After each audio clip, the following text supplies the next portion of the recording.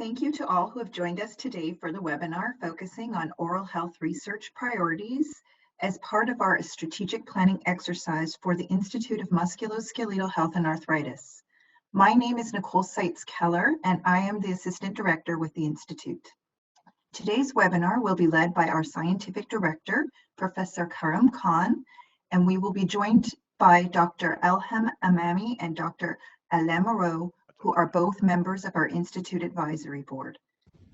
Dr. Emami is the Dean and a Professor in the Faculty of Dentistry at McGill University, and Dr. Moreau is a full Professor in the Faculty of Dentistry and Faculty of Medicine at the University of Montreal. Today's webinar will be conducted in English. However, we welcome French questions. We will respond to them following the webinar. Please remain muted throughout the webinar. However, we encourage you to submit your questions using the chat function. It's located on the right-hand side of your screen. A lot of people on the webinar, which is great. And our speakers We welcome. Be ready and just checking that all the technical aspects are. Sorry, we encourage you to ask questions throughout the webinar. You don't have to wait until the end, and please use the chat feature throughout. We will be recording the webinar today, and it will be shared on our social media channels and via email to all of you. We encourage you to share this webinar with your colleagues who may not have been able to join us today. It is an opportunity for them to provide feedback as well. I will hand the webinar over to Professor Khan to explain the priority setting exercise.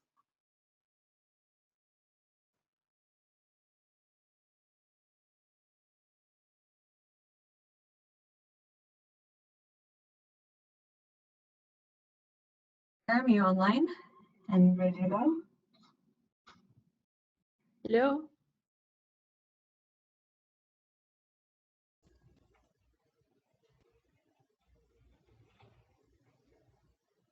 Karim is muted.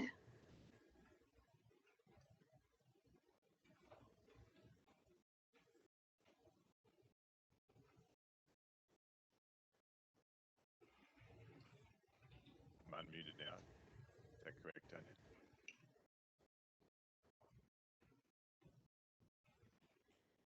Yes, you are unmuted.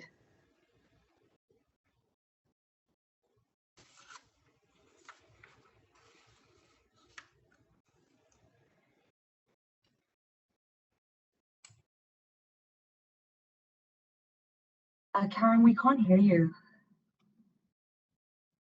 You might need to go closer to the mic. This is Karim Khan here, and I'm hoping that this is audible now. Much better, much better. Okay. So, yeah. And okay. so just wanted to welcome, my role is very simple today, and it's just to welcome those online. And the purpose of the whole idea is to benefit from our community. We need to listen to our community, as you'll hear from both Professor Emami and Professor Alain Moreau, that there's been quite a bit of engagement in the community in different ways, but the webinar is a terrific way of anyone in Canada joining and commenting on what they think are priorities for oral health within the Institute of Musculoskeletal Health and Arthritis. So you'll have a chance. The important part is to look on your screen and see the part where it says for the web chat. So look for the little chat box, like a thought bubble logo, and make some notes in there. And that's the part that makes it active. It's very important for you to do that. So all I'm going to do is highlight the fact that at the Institute of Musculoskeletal Health and Arthritis, oral health is a major priority, and I think many of you are getting a feel for that through some of our priority announcements that we've already had, and the other discussion that you've had through the NCORE mail out in particular. And I'm really going to hand it over to our next two guests. So I'll ask Anya to move the slide forward and hand it over to the two speakers who are really the stars of today. And underneath that, encourage you to use your web chat box to post your comments and questions that we will go through after each of the speakers has presented. So thank you very much, and that's it from me. Thank you very much, Karim. So I would like to thank you and the IMHA staff for the opportunity to organize this webinar for the oral health research community.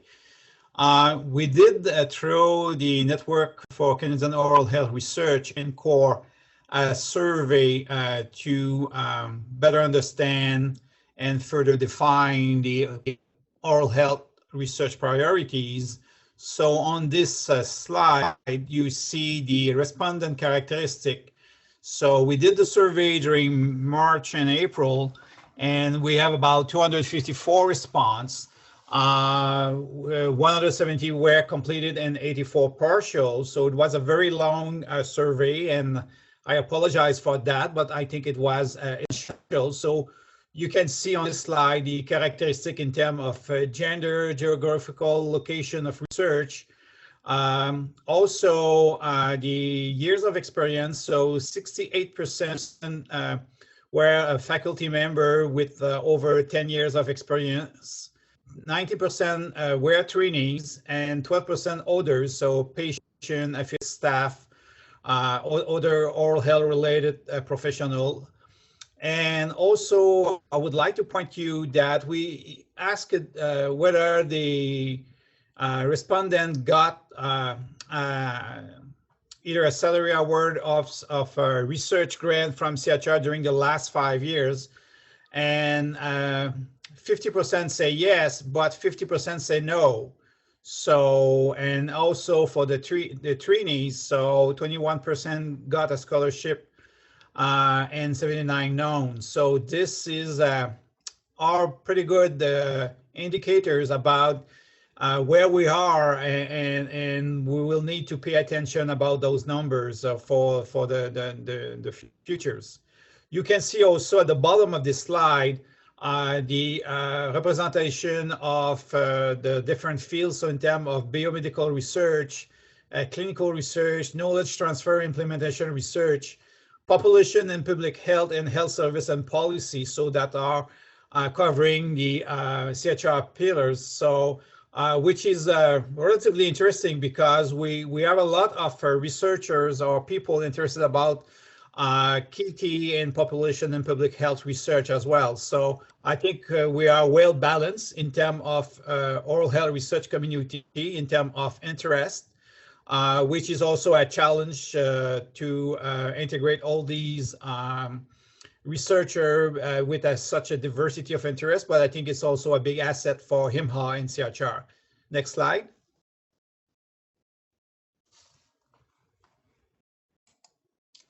So as part of the top research priority, so we define nine possible research area, and by asking people, respondents to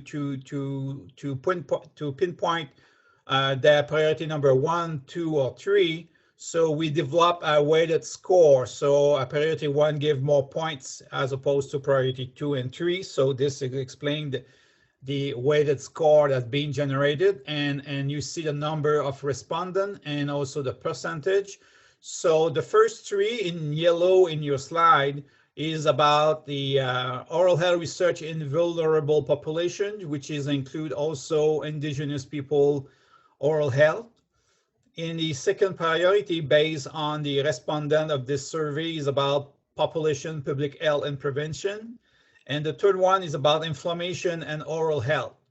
So this is the top 3, and you can see that the next one involves tissue engineering and repair, regenerative medicine, and so on. So that gives us, for the very first time, a good indication about the view of all oral health research community in terms of priorities. And again, this is an indication. So for IMHA and CIHR in terms of possible prioritization. So we would like to hear from you today. whether or not you complete a survey about your own opinions to further refine the informations or challenge the information. So please feel free to use the chat box to address any further questions to make sure that we have a good reflection of what is happening. The next slide, please. So in terms of the preferred type of research funding, again, we developed the same approach by selecting what is the priority 1, 2, and 3 and develop a weighted score. So you can see on this table, so the top 3 preferred type of research funding. So team grants have been selected as number 1, followed by a bridge grant for unfunded project scheme grant meeting threshold of excellence. And also in the third position, catalyst grant. And after that, you see additional items that have been proposed by CIHR for the regular or different competition possibility. So this is something that we have to pay attention, but I think we have a clear view. So again, please feel free to ask questions and use the chat box to further confirm or precise what type of, for instance, or what type of team grant you would like to see. And also for the catalyst grant, that could be a good indication about what you're looking for. So you have the opportunity to be very influential. So please feel free to ask question and suggestion. Okay, next slide. So we have been asked by IMHA to what are the lessons learned so far about what has been done successfully by IMHA and whether or not we should continue those aspects. So as part of the number of applicants that responds, which you can see in bracket here, so provide you opportunities to support efforts to collaborate through a network among multiple disciplines and institutions to build and mobilize a community of oral health research, including funding network like HENCOR. So also to invest and provide funds for student early career research development, training, travel to present research for oral health research meeting, development of partners with other CIHR, partnership with other CIHR institutes to broaden the scope of grants and create cross-cutting initiatives designed to allow application for research areas. So with MSK at large, skin, oral, craniofacial health, saliva, and chronic disease in across all CIHR pillars. And also, finally, what has been recognized as successful is to recognize the importance of oral health research as part of the overall musculoskeletal health by maintaining oral health presence within the institute through membership and providing a target funding opportunity in oral health. Next slide.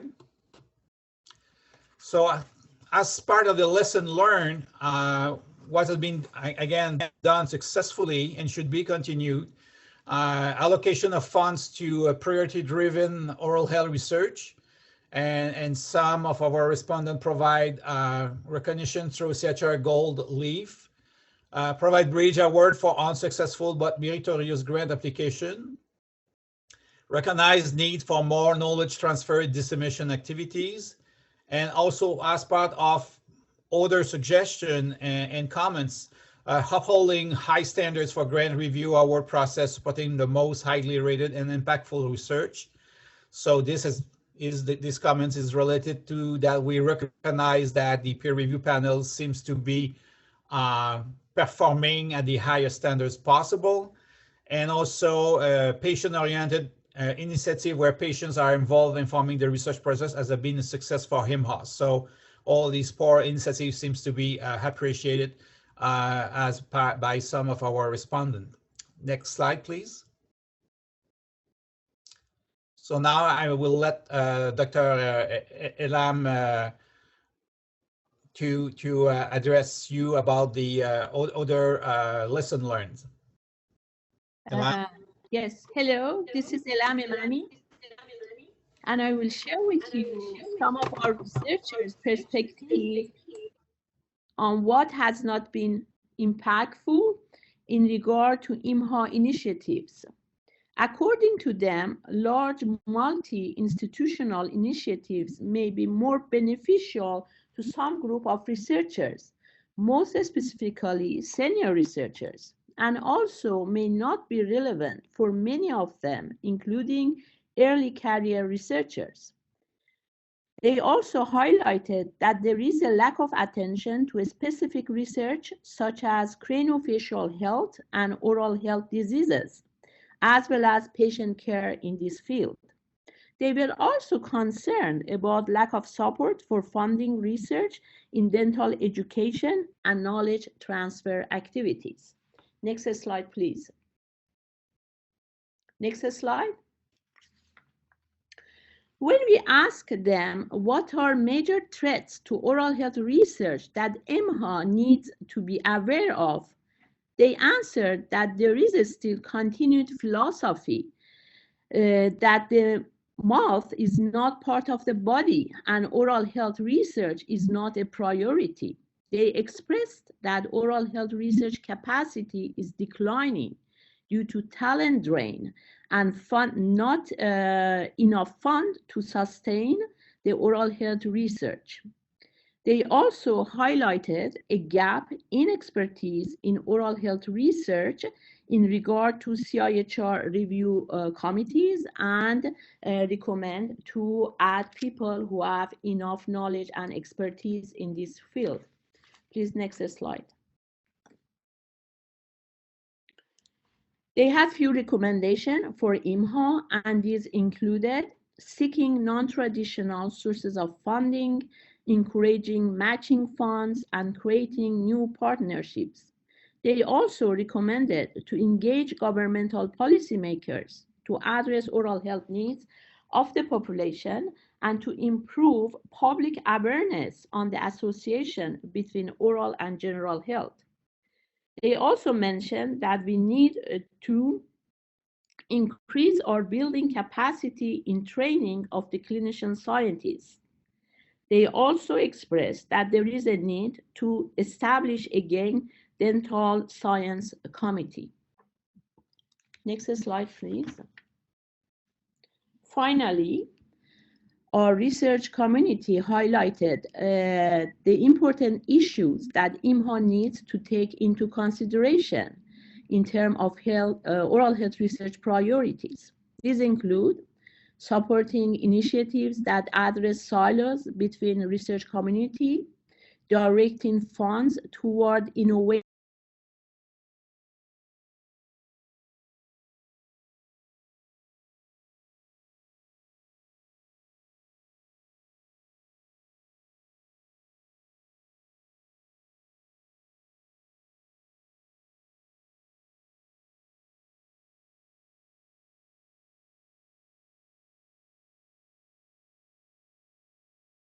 Elham, we seem to have lost you suddenly.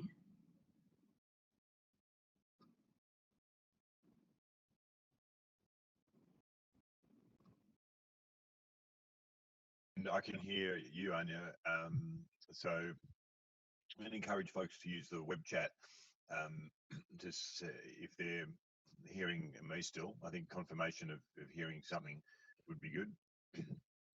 And you can read the slide about the important issues that we need to take into account, and we can keep moving while we hope that Professor Emami can get back on with the line. So Nicole's confirmed that she can hear you, so thanks so much for that, Nicole. So on this slide, I think we were covering those points that IMHA needs to foster communication, and we need to engage patient needs, which we hear from researchers and dentists and oral health researchers, as well as patients themselves. And we do need to foster the next part of the pipeline, as we often refer to it. So, Anya, if you could pop the slide onto the next one, we'll encourage folks to post to the web chat. I know it's frustrating when you're listening to technology, you're not sure where they're talking about that, but on there are very different platforms. Of course, all of us have got different computer platforms and laptops and tablets and things. So if you hover over the bottom part on some screens, there should be a couple of black and a couple of blue options and a red sort of closing option.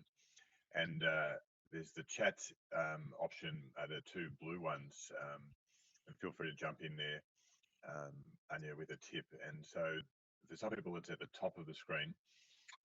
But we don't have any, I don't see any posted comments yet from audience about things that you would like to hear.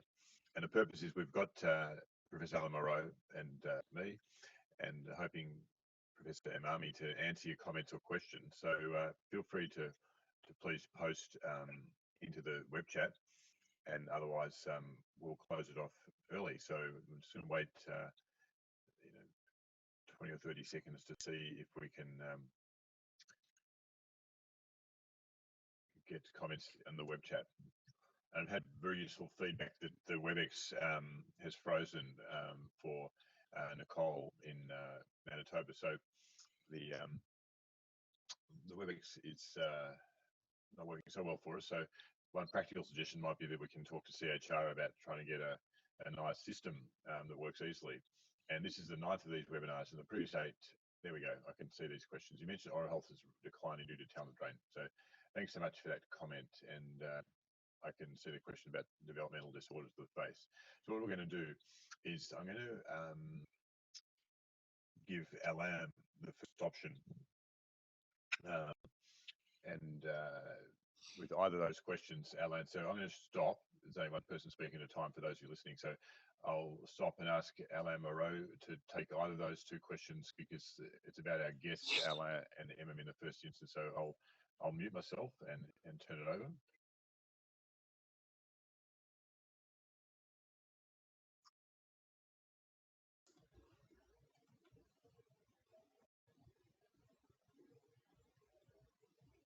Okay, and not hearing from Alain. Yes, I am online, Karim. So I'm available. So if there are questions or about the survey or suggestion, I saw some comments by our colleagues about some issue about the needs to further sustain trainee development. Yeah, why don't you talk about that one? Talk about that one. So this is something important. So we need also that you guys that also bring what would be the best tool from IMHA to do that. So should we have more competition for, let's say, having more bursaries for oral health trainees? What would be the best mechanism for that? So of course the network, which is supported by CIHR through 3 institutes, offers some support, but if we really need to address the needs for having more trainees supported for the next generation, so we could, you could suggest. So please, I really insist that you bring forward your comments and suggestions through the chat box. You can always reach me or Elham through our regular email if you wish, but today the chat box will be the best tool to allow IMHA staff and CIHR to really connect with you guys and make sure that all your comments will be considered and analyzed. So we thank you in advance for your help.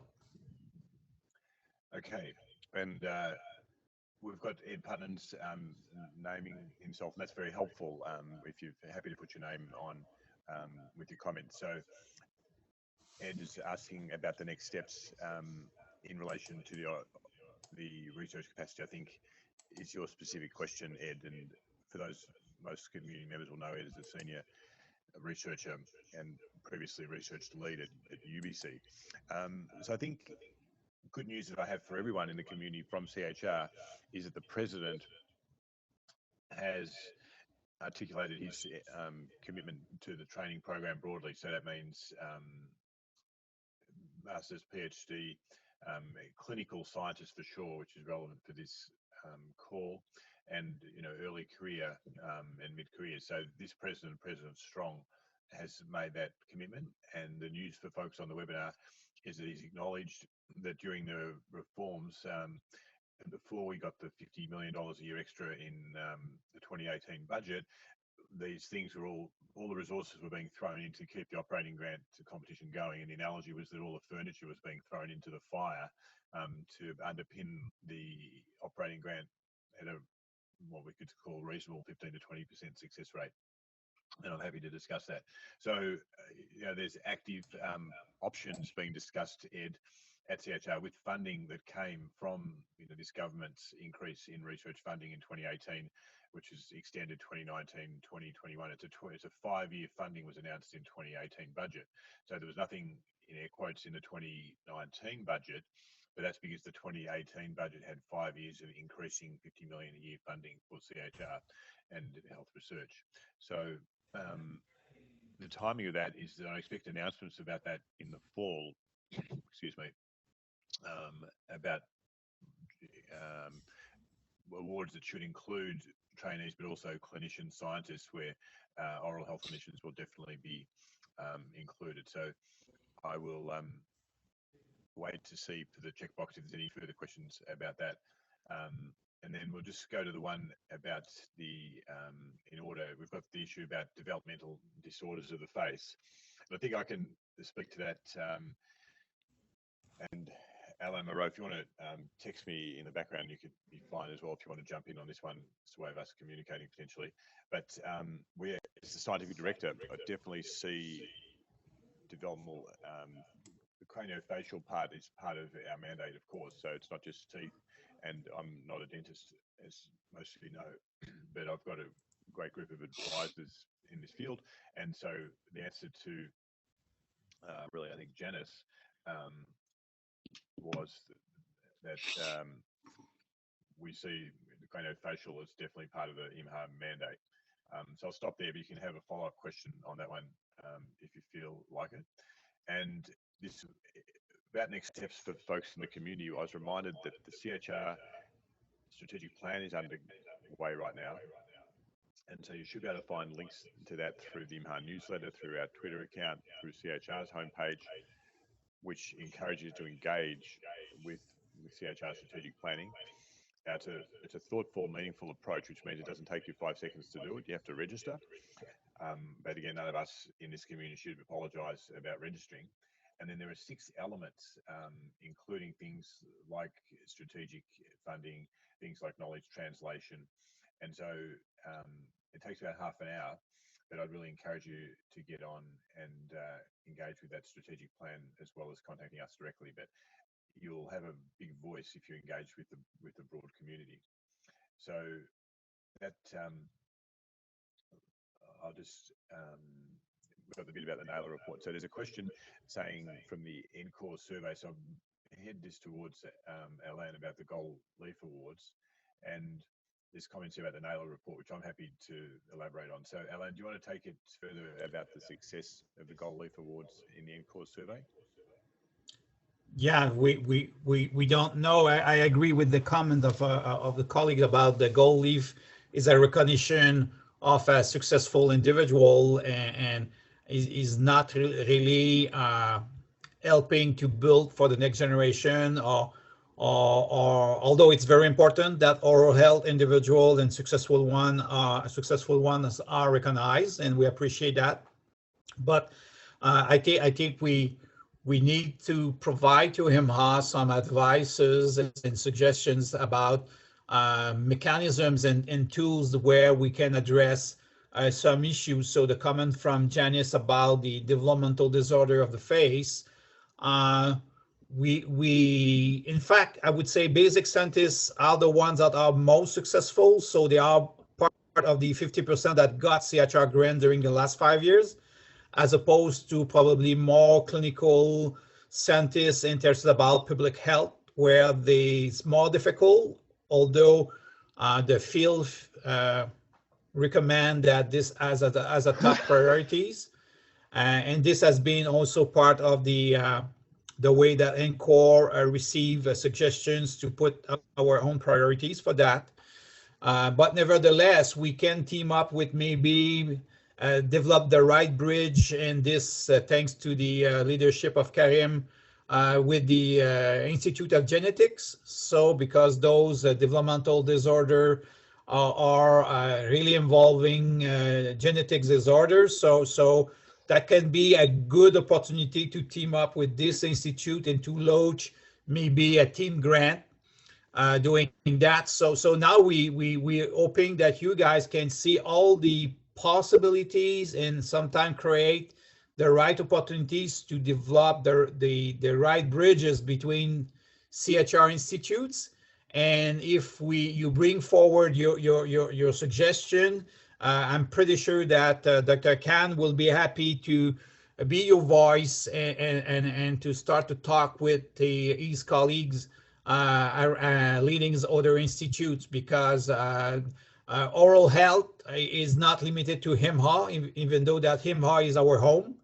But I think we can develop bridges and be part of also from other institute strategic plans and grabbing additional funding, because oral health is often linked to complex diseases. Thanks very much, Alain and Alain. Merci. And also to folks out there, you've got the beauty of being able to comment in French and be answered in French by Alain, if that's works for you. So this is a very helpful question about linking basic science and biomedical research to clinical translation. I mean, it's always part of every CIHR conversation, and it should be, because we're looking for health research that's going to help the health of Canadians. And so there's encouragement there to look for funding to collect those.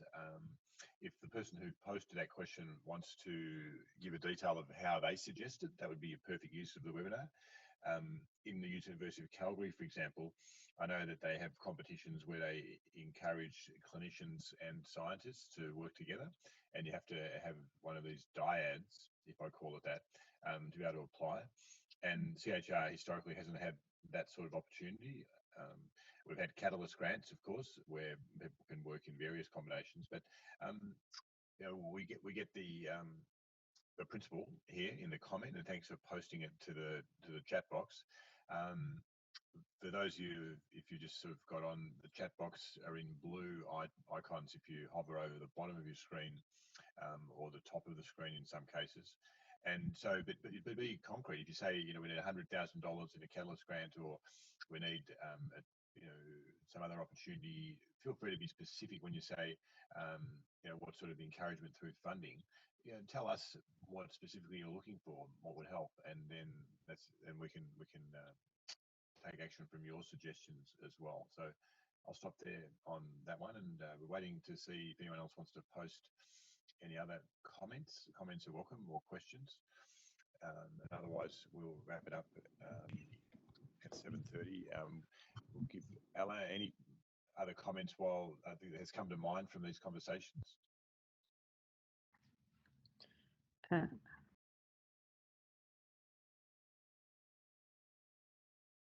Sorry, is that Elham back there? Did I hear Elham Emami? Because it would be great to hear from you if you're back on, if you're connected.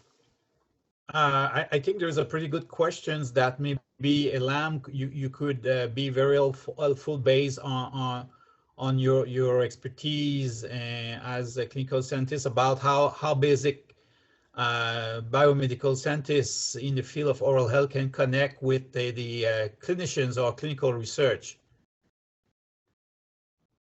Elham? You hear me? Yes, we hear you now.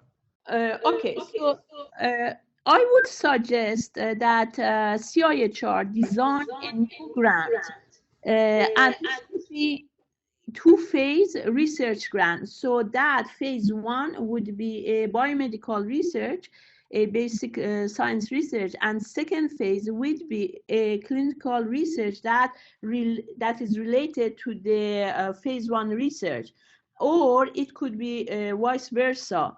These are the type of research that some of our researchers have already started to do and work together on this type of research, but having a specific funding on this type of research, to my opinion, is better than just invite the researchers to work together and put the name as collaboration. I think the two phase could be much more impactful in terms of bridging the biomedical and clinical research. And Elham, do you have one concrete example where you've seen that before? Like, give a specific example, maybe with implants or some technology, and the timeline that you saw those phases working. I can actually give one of my example of kind of research that we have had clinical trials, and during these clinical trials we actually had the challenges, and this was a trial on the implant. It was an implant oriented research, and then in one of our patients we saw that all of the implants were lost, and we couldn't explain that. However, there was some indication to the use of a specific type of medication that was related actually to glaucoma, and we haven't actually had this because we don't have it in the literature. So then we designed a biomedical research, basic science research, and at that time I collaborated with one of my colleagues at McGill University, and he ran these parts, and then we put together like the result of how actually these kind of accidental loss of implants in one patient has been actually somehow related to the use of some specific drugs in patients that suffer from glaucoma.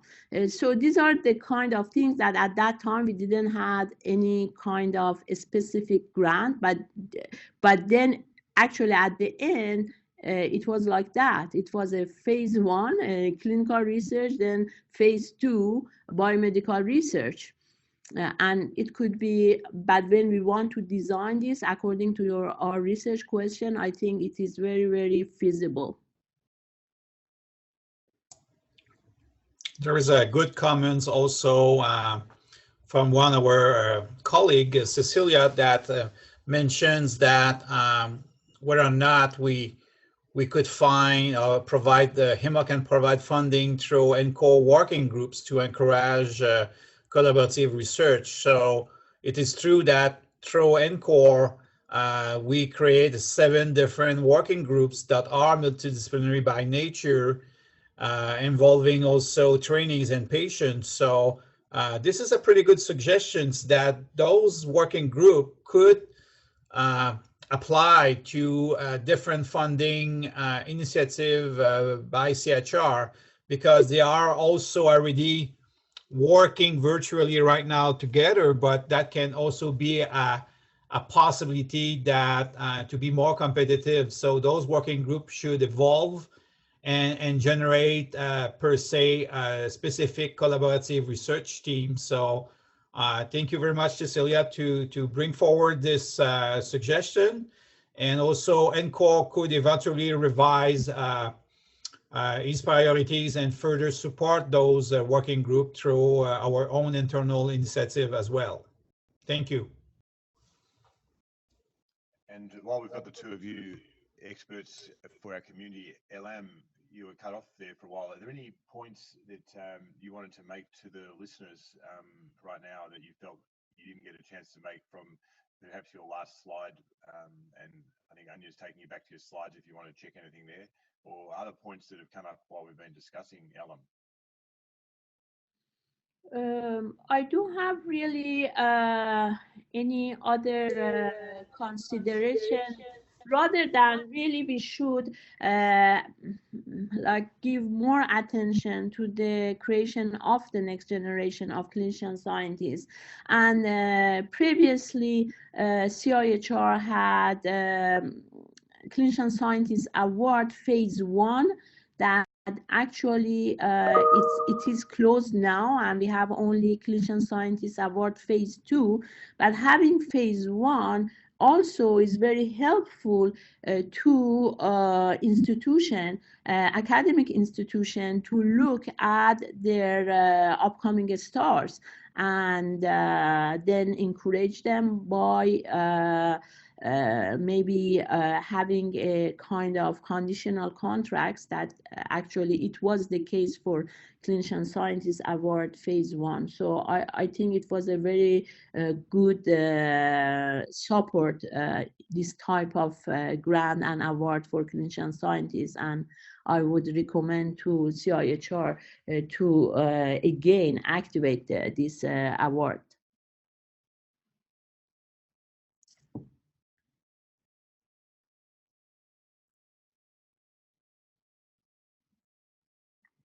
Needed right now.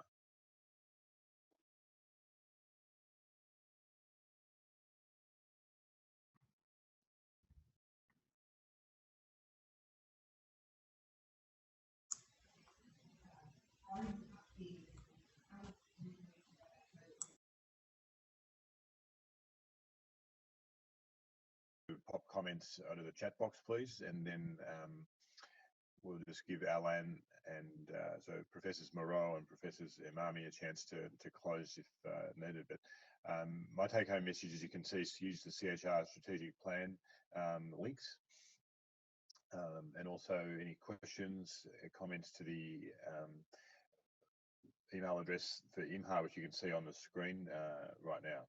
So sort of like in an auction, last sort of chances for you to post your comment or question to the chat box.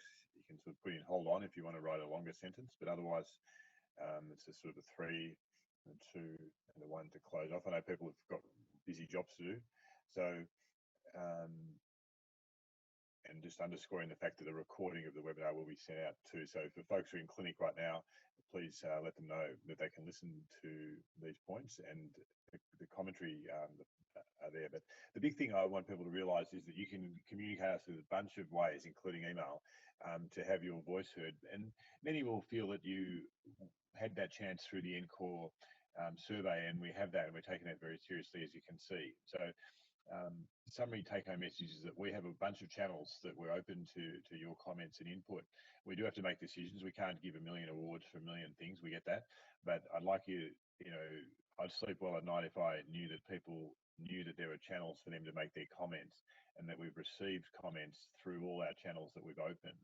And then, you know, we will have a group like the Institute Advisory Board and an oral health priority and planning group give us feedback and help make those decisions.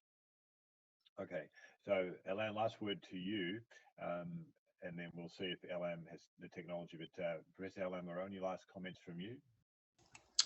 Thank you very much, Karim, for again for this opportunity to consult the oral health research community. So we use different tools, and core survey is probably not the last, but now it's very important that all community support you by providing suggestions and comments that can assist IMHA in the development of its strategic plan. So, and NCORE is there to help. So please feel free to contact me or to contact Elham, because we are your voices at the IMHA Advisory Board. And we look forward for a stronger oral health research community. We need to increase our research capacity and prepare, as mentioned by Alain, the next generation of clinical scientists, which is something that we need to not only pay attention, but do the right efforts to make sure that we will achieve that very important goal. thank you very much all for your feedback and comments. Perfect, perfect. And just in case, Elham, Professor Elham Emami, Yes. sorry, Emami, Dean of Dentistry at McGill, fantastic. Any last comments from you, Dean Emami? Yes.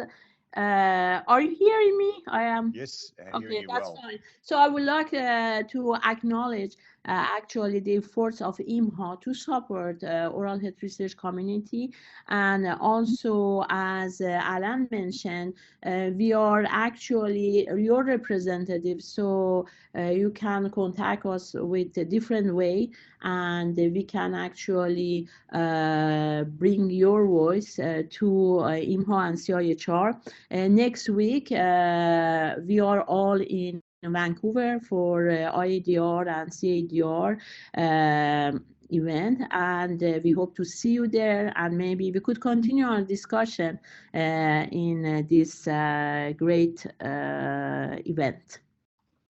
Yeah, and we'll ask our guests, superstars really on the call.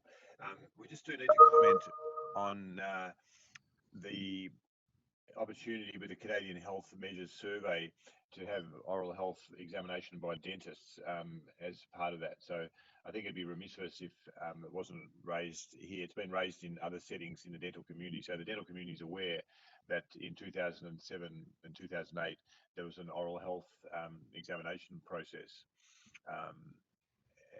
So dentists actually examined, and folks on this call know what that is, but that happened in 2007, 2008. So since then, there's been no actual oral health exam by dentists, as folks on this webinar probably know. And so there's the deans and the research leads at all the universities and the Chief Dental Officer of Canada. It's clearly a no-brainer that this type of exam needs to be done. Now, who pays for it is a question that can be debated, but one potential payer is IMHA and the other institutes. And there would have to be a national competition for this, of course. And so it would be remiss if we didn't mention that discussion is going on. The discussion among key players is that this is needed. And so I just think it would be an omission if we didn't reinforce that on this webinar. So, I'm happy to, what I'd like both Professor Emami and Professor Moreau just to make a brief comment that we don't have to, there's been other fora for that, so we don't need to labour it on this call. This webinar was to hear for other ideas from people, but I think it'd be remiss if we didn't mention that, and I've mentioned the need for an oral health survey by dentists of Canadians. So maybe I'll start with Professor Emami. All aware about this actually opportunity to collect data, clinical data, and some other data, maybe omics data, and this is a good opportunity, and maybe we can also address some of previous surveys, maybe some of the gap that was in previous surveys by working together. And I encourage that all faculties across Canada work together on this, and we have expertise in different and various component of such surveys, such national surveys, to work together and then come up with the data that would be later on very helpful to address the needs of our population.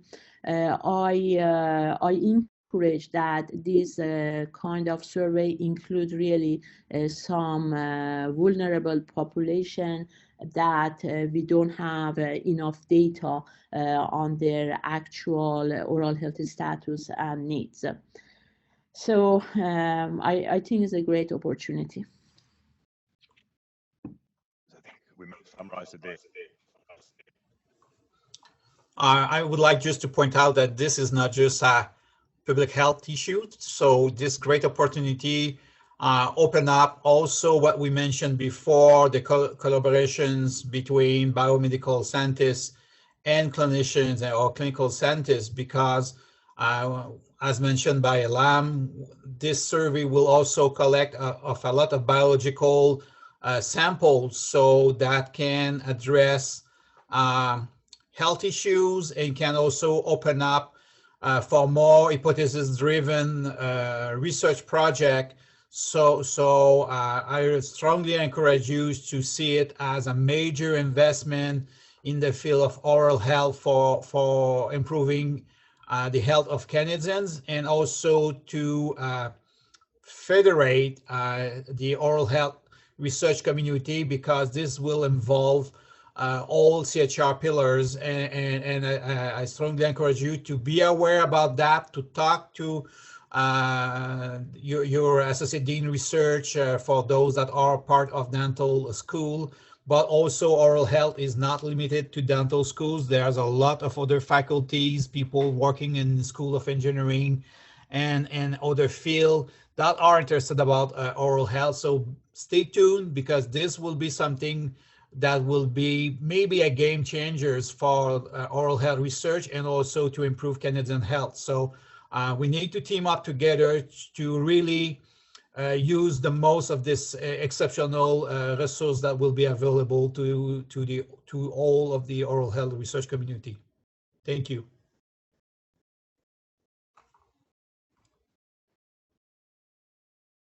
In the oral health community, Professor and Dean Elham and Professor Alain Moreau. And thanks to each of you for joining on, and we'll close it there for this webinar from IMHA about oral health. Thank you very much.